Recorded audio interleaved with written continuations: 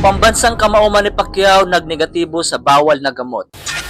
Ipinaalam ng WBC President na si Mauricio Sulaiman na ayon sa VADA, negatibo daw ang ating pambansang kamao Manny Pacquiao sa drug test. Kaya dahil dito mga idol, muling pinatunayan ni Manny Pacquiao na isa siyang malinis na fighter. Hindi katulad ng ibang fighter ngayon mga idol na minsan na nagpositibo sa bawal na gamot. Kagaya na lang ni Ryan Garcia, Canelo Alvarez at marami pang iba. Si Manny Pacquiao mga idol, mahigit 4 na dekada na po na lumalaban sa ibabaw ng luna. Pero ni isa hindi po nagpositibo sa bawal na gamot. Ganyan po kalinis na fighter ang ating pambansang kamao. Kung matatandaan natin mga idol, palagi pong nababati ko si Pacquiao noon dahil sa paratang na di umano'y gumagamit ng ipinagbabawal na teknik. At isa na po doon si Mayweather mga idol. Lalong-lalo na noong panahon na puro iwas si Mayweather na labanan si Pacquiao. Ginagawa niyang kasangkapan ang paratang para makaiwas kay Pacquiao noon. At kahit ngayon mga idol, pinaparatangan pa rin siya ng ibang lahi dahil hindi sila makapaniwala sa pagiging 8 Division World Champion ni Manny Pacquiao. At dahil ngayon muli na namang nagnegatibo si Pacquiao sa VADA, isang malaking sampal na naman ito para sa mga ibang lahi na bumabati ko sa ating pambansang kamao. Kung sakaling manalo si Pacquiao kontra Barrios mga idol, para sa akin si Manny Pacquiao na ang greatest boxers of all time. Kung merong Michael Jordan sa basketball, meron ding Manny Pacquiao sa boxing.